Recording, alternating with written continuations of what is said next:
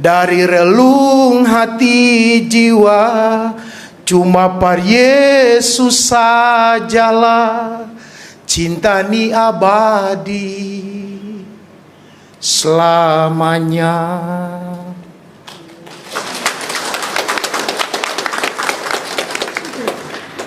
Terima kasih Romo Lopez. Kapan kau pulang ke Ambon? Boleh sini, boleh pakai mic. Kapan rencana pulang ke Ambon? Hari Selasa tanggal 28 Romo Yus. Oh, mau bawa apa dari Jakarta? Nasi campur sah. Bapak Ibu, Anda belum tahu konsep nasi campurnya Romo Lopez. Soto pun buat dia nasi campur. Nasi dicampur-campur itu namanya nasi campur. Padahal kalau buat kita nasi campur ya berbeda. Sudah makan nasi campur yang sungguh-sungguh nasi campur di Jakarta? Belum. Oh, kalau itu kita jadwal ya. Nanti siang apa, nanti malam apa, hari Senin apa. Siap, ya. makasih. Nasi campur biar tahu dia nasi campur Jakarta itu kayak apa. Bahagia di Jakarta Romo Lopez? Sangat bahagia. Mau pulang balik ke Manado? Ke Ambon? Sebenarnya tambah 1 bulan boleh Romo. Tapi kau akan dihukum oleh uskup kalau tambah 1 bulan. Suspensi itu. Iya. Romo Lopez ini diam-diam gini kepala sekolah ya kemarin ya? Iya, siap. Kepala sekolah SMA? SMA? SMA. Wih. Cuma 6 tahun Romo. 6 tahun jadi kepala sekolah SMA. Setelah ini ada penugasan baru atau masih tetap di sana? Ada penugasan baru nanti bulan Juli nanti Romo. Sebagai? Urusnya kami, KKI. Oh, Kepausan Anak Misioner Indonesia. Ya, SEKAM itu Serikat Karya Misioner ya.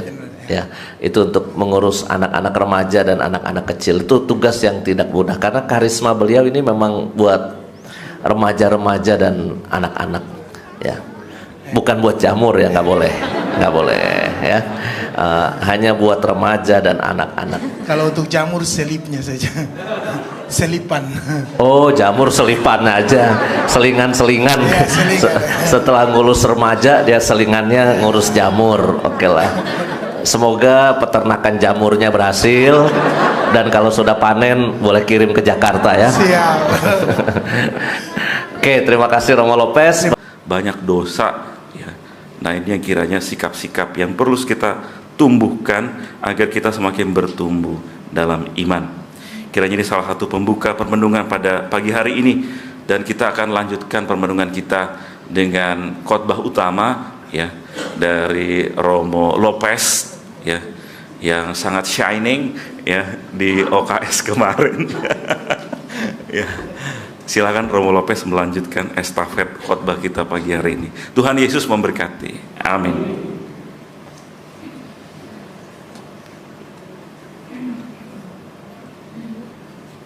Romo Yus, Romo Nofri, Suster, Bapak Ibu Saudara-saudari, selamat pagi.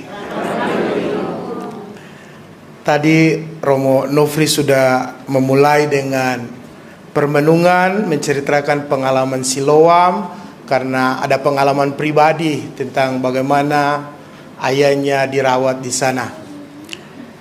Saya mencoba untuk memulai dengan minggu yang disebut Minggu Sukacita atau Minggu Letare ini. Bapak Ibu, saudara-saudari yang terkasih, dalam bacaan pertama, kitab pertama Samuel tadi, dikisahkan Daud diurapi menjadi raja Israel. Kriteria Allah memilih Daud menjadi raja bukan karena fisiknya, melainkan hati. Maka kepada Samuel Allah berfirman, bukan yang dilihat manusia yang dilihat Allah. Manusia melihat apa yang di depan mata, tetapi Allah melihat hati.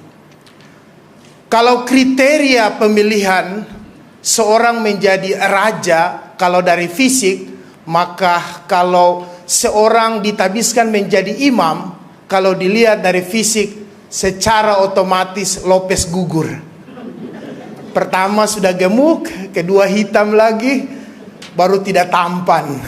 Mungkin Romo Nofli dan Romo Yus mungkin lolos dari kriteria ini karena tampan dan ideal. Kalau Lopez pasti hilang jalan. Bapak Ibu, saudara-saudari yang terkasih, kalau kriteria memilih suami adalah tampan dan kaya, maka pasti ada lebih banyak pria-pria di luar sana lebih tampan, lebih kaya dan mapan dari suami kita sekarang. Kalau kriteria untuk memilih istri datang dari kecantikan, datang dari bentuk fisiknya, maka ada lebih banyak perempuan di luar sana yang lebih cantik, lebih paras eloknya daripada istri kita. Kalau lebih memilih orang tua, bapak mama karena kemapanan, maka ada begitu banyak orang tua di luar sana, bapak dan mama lebih mapan, lebih baik daripada orang tua bapak dan mama saya.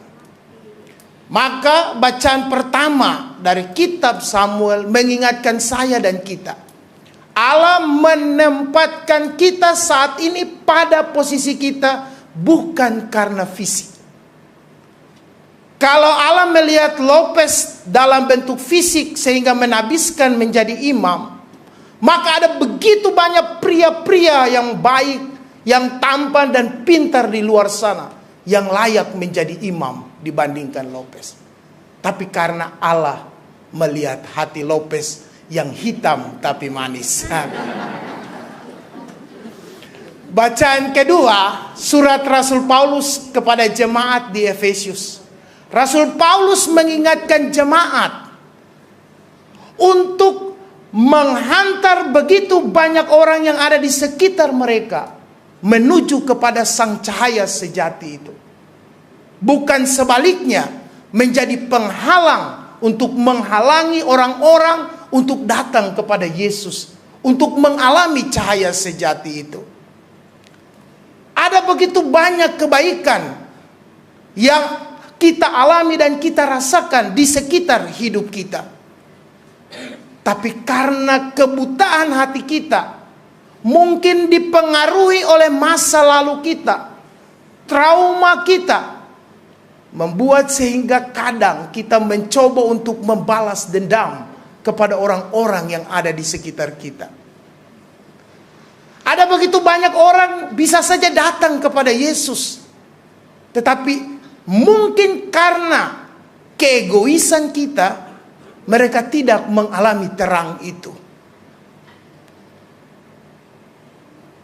Bapak Ibu saudara-saudari yang terkasih, sejenak kita memandang istri kita, memandang suami kita, memandang anak-anak kita, memandang bapak mama kita.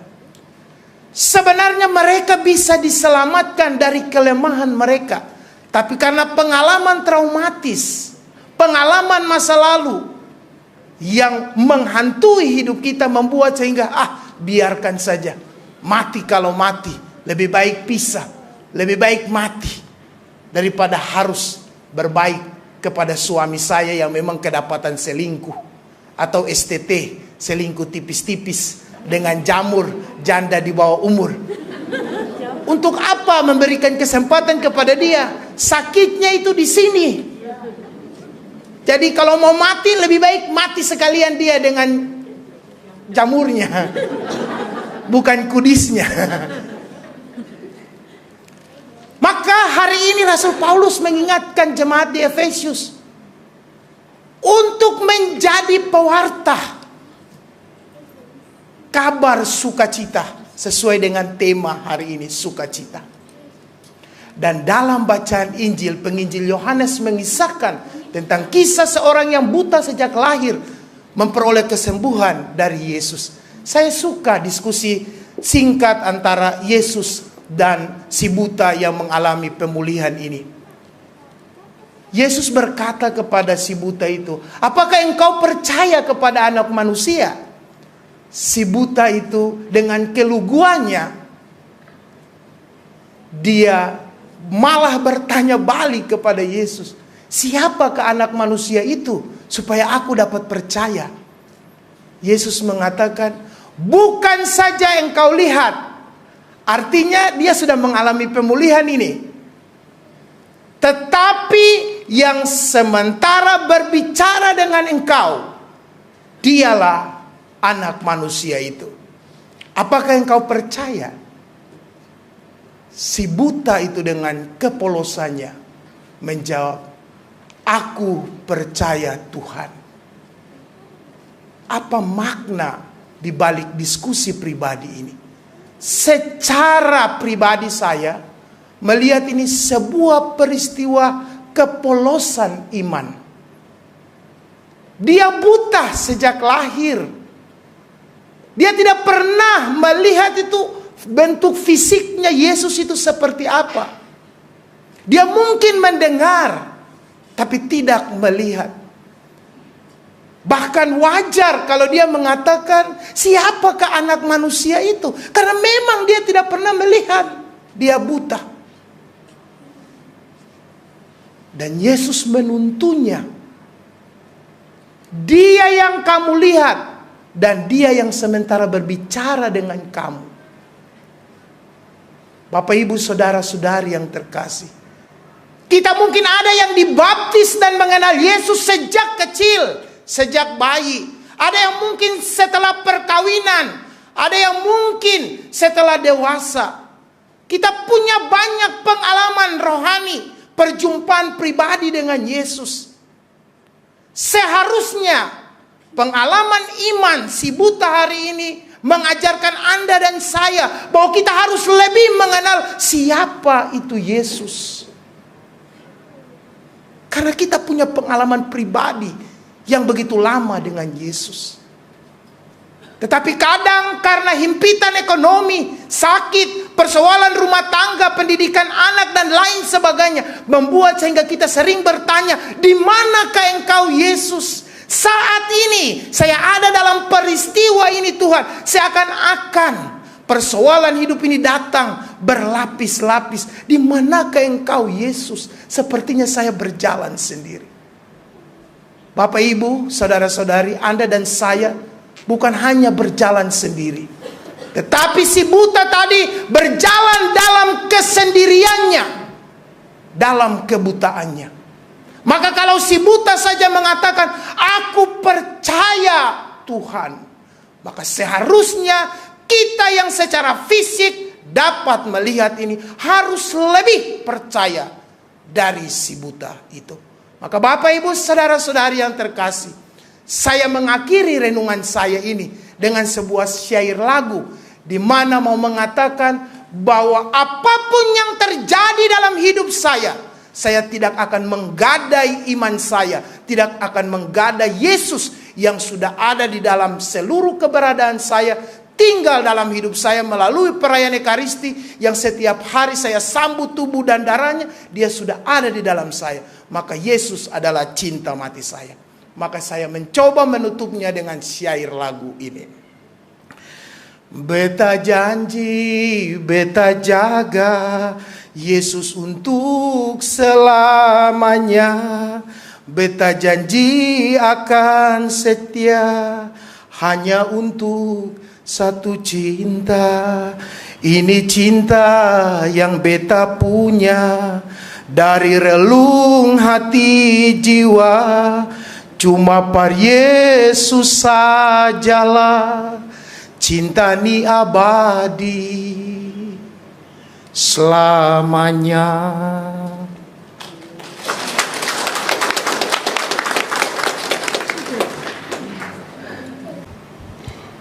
Ingatlah Tuhan akan gerejamu yang tersebar di seluruh bumi, agar engkau menyempurnakannya dalam cinta kasih, dalam persatuan dengan Paus kami Fransiskus dan Uskup kami Ignatius Kardinal, serta semua rohaniwan.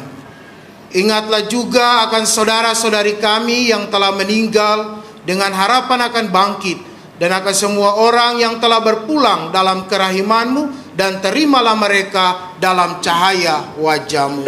Kami mohon kasihanilah kami semua agar kami Engkau terima dalam kebahagiaan abadi bersama Santa Maria Perawan dan Bunda Allah, Santo Yosef mempelainya, para rasul dan semua orang kudus sepanjang masa yang hidupnya berkenan padamu. Semoga kami pun Kau perkenankan turut serta memuji dan memuliakan Dikau dengan pengantaraan Yesus Kristus Putramu.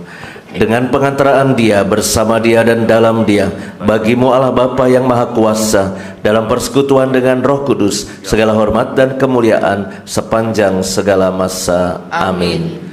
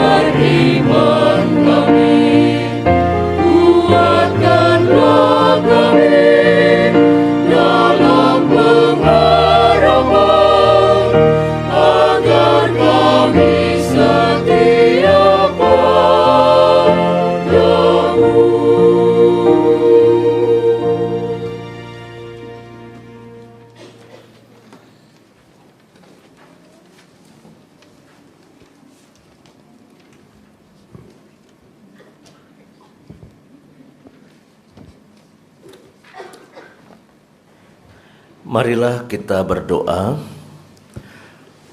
Bapa yang penuh kasih, kami bersyukur untuk begitu banyak rahmat dalam kehidupan ini. Kami diberikan kesehatan, kami diberikan keluarga, kami diberikan saudara, sahabat dalam perjalanan.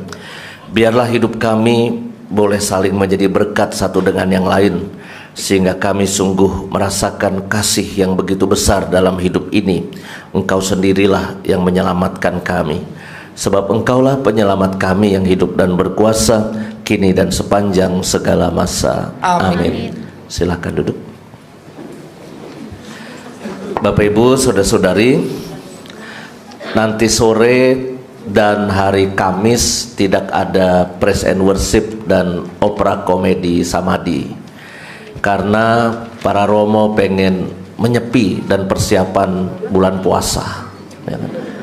Kita ingin mengirimi saudara-saudari kita yang mulai hari Kamis, Kamis mulai berpuasa, hari Rabu nyepi, ya. Romo Nofrin ingin menyepi di Bali ya, supaya terasa sepi gitu kan. Di Bali kan sepi ya. Jadi tidak ada OKS hari Kamis, tidak ada praise and worship hari ini, tapi tanggal 30 OKS sudah ada ya. OKS sudah ada, opera komedi.